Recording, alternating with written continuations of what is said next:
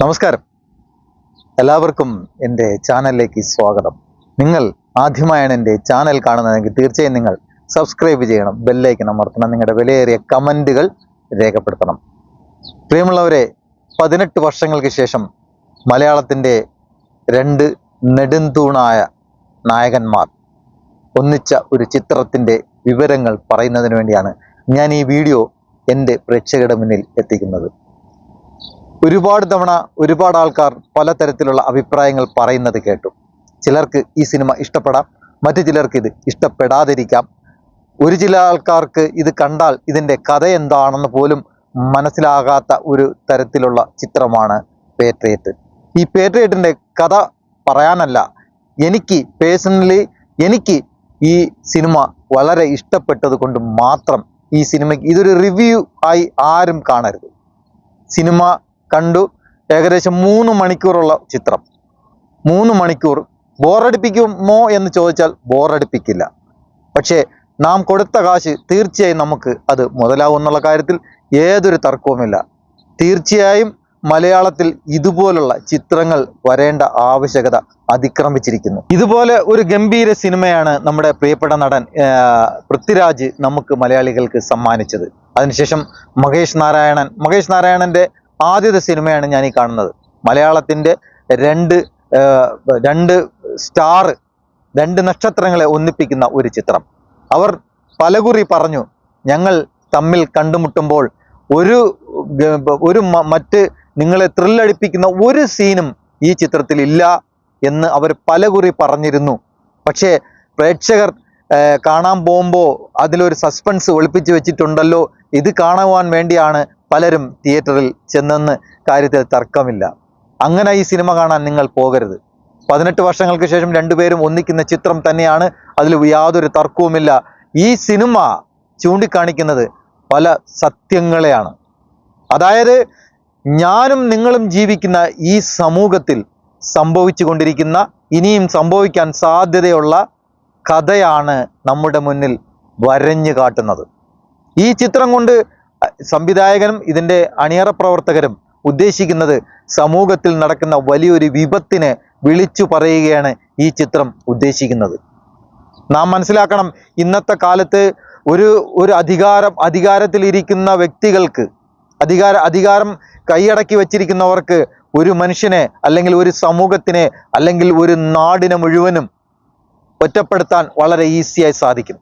അതുപോലെ ഓരോ കമ്പനിയും ഓരോ പ്രൊഡക്റ്റ് ഇറക്കുമ്പോൾ നാം അവരുടെ അടിമയാകുകയാണ് ചെയ്യുന്നത്.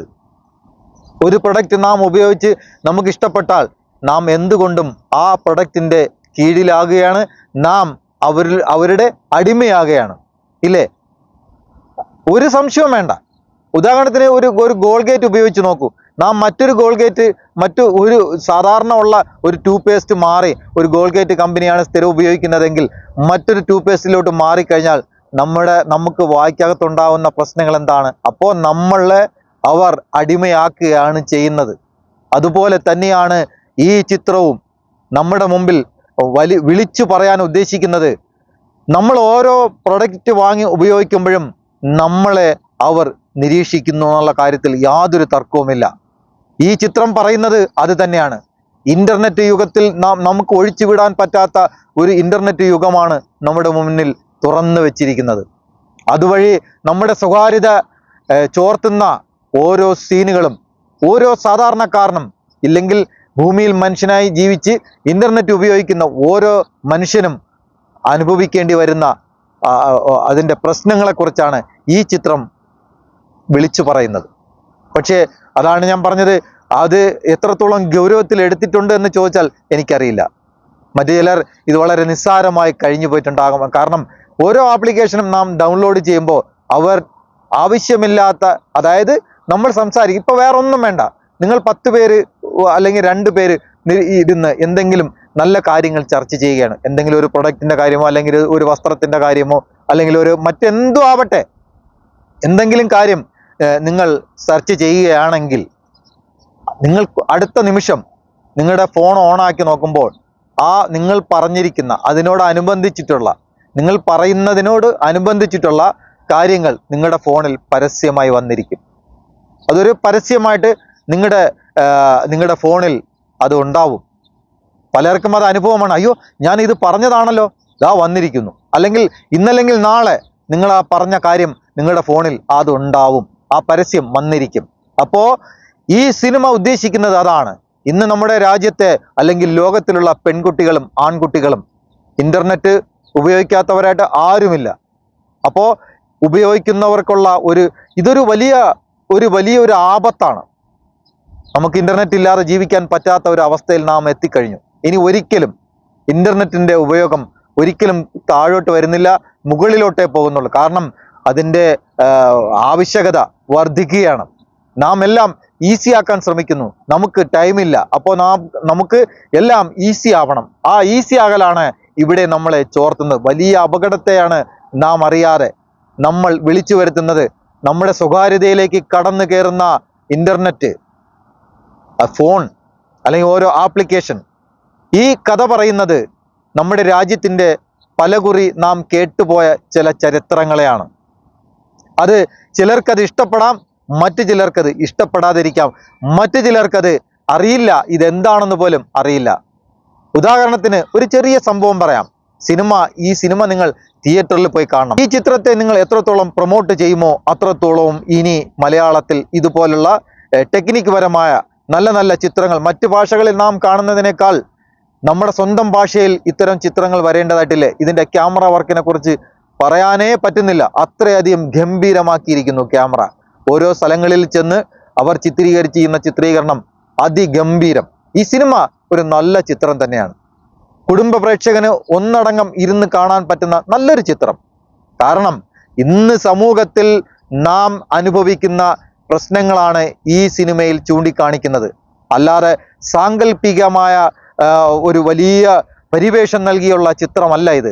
നമ്മുടെ സമൂഹത്തിൽ നാം അനുഭവിക്കുന്ന, നമ്മുടെ സ്വകാര്യതയിലേക്ക് കടന്നു വരുന്ന ഓരോ കമ്പനികളും. അതായത് ഒരു ഇലക്ഷന് വേണ്ടി തമിഴ്നാട്ടിലാണ് ഈ സംഭവം ആദ്യമായി ഞാൻ കേൾക്കുന്നത്. ഇപ്പോഴൊന്നുമല്ല, മരണപ്പെട്ടു പോയ നമ്മുടെ ജയലളിത അവർ ഒരു ഓഫർ വെച്ചിരുന്നു, കുട്ടികൾക്ക് ലാപ്ടോപ്പ് കൊടുക്കാം എന്ന്. പഠിക്കുന്ന കുട്ടികൾക്ക് ലാപ്ടോപ്പ് കൊടുക്കാമെന്നും. ആ ലാപ്ടോപ്പാണ് ഈ സിനിമയുടെ ഏറ്റവും വലിയൊരു വില്ലൻ. അത് ഏതുവഴി എങ്ങനെയൊക്കെയാണ് നമ്മളെ പിടിച്ചുലയ്ക്കുന്നത്. എത്രയോ പെൺകുട്ടികളുടെ ജീവൻ നഷ്ടപ്പെടുന്ന കഥകളാണ് ദിനം പ്രതി കേൾക്കുന്നത് ഇൻ്റർനെറ്റ് ഉപയോഗിക്കുന്നത് കൊണ്ട്. ഓരോ ആപ്ലിക്കേഷൻ്റെയും പിന്നിൽ ഒളിഞ്ഞിരിക്കുന്ന അപകടത്തെക്കുറിച്ചാണ് ഈ സിനിമ പറയുന്നത്. ഓരോ സാധാരണക്കാരനും അപകടത്തിൽ പെടുന്നതിനെ കുറിച്ചാണ് ഈ സിനിമ പറയുന്നത്. നാം ഒരു ആപ്ലിക്കേഷൻ പ്ലേ സ്റ്റോറിൽ നിന്നോ അല്ലെങ്കിൽ മറ്റ് ആപ്പ് സ്റ്റോറിൽ നിന്നോ ഡൗൺലോഡ് ചെയ്യുമ്പോൾ അവർ നമ്മളോട് ഒരുപാട് പെർമിഷൻ ചോദിക്കുന്നു. ഈ പെർമിഷൻ ഒന്നും കൊടുക്കാതെ അവരുടെ ആപ്പ് വർക്കാവില്ല. അവർക്ക് എന്തിനാണ് നമ്മളുടെ വീഡിയോ ക്യാമറ ആക്സസ് ചെയ്യുന്നത്? എന്തിനാണ് നാം സംസാരിക്കുന്ന മൈക്ക് ആക്സസ് ചെയ്യുന്നത്? എന്തിനാണ് നമ്മുടെ ഗ്യാലറി?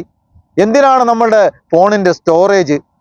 എന്തിനാണ് നമ്മുടെ സ്വകാര്യതയെ തന്നെ അവർ ചൂഷണം ചെയ്യുന്നത്? അവർക്ക് അവരുടെ ആപ്പ് മാത്രം ഉപയോഗിച്ചാൽ മാത്രം പോരെ, അവർക്ക് അതിനുള്ള പണം കിട്ടുമല്ലോ.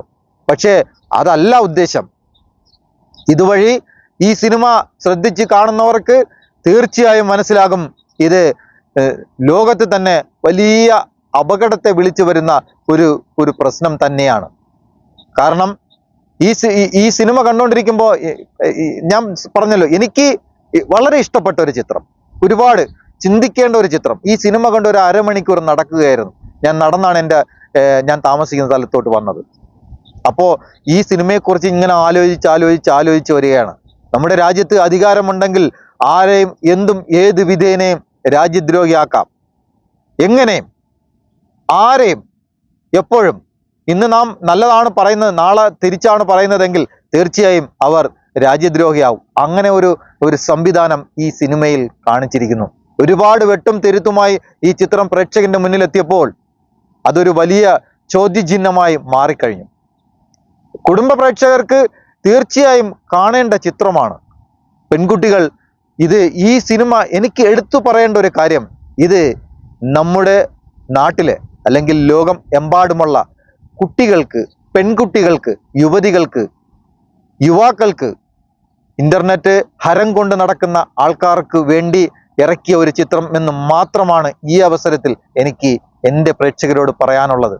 നിങ്ങൾ ഒന്ന് ഓർക്കുക, നിങ്ങളെ ചുറ്റിപ്പറ്റി പലരും വീക്ഷിക്കുന്നുണ്ട്. അത് ഈ ചിത്രം കാണുമ്പോൾ നിങ്ങൾക്ക് മനസ്സിലാകും.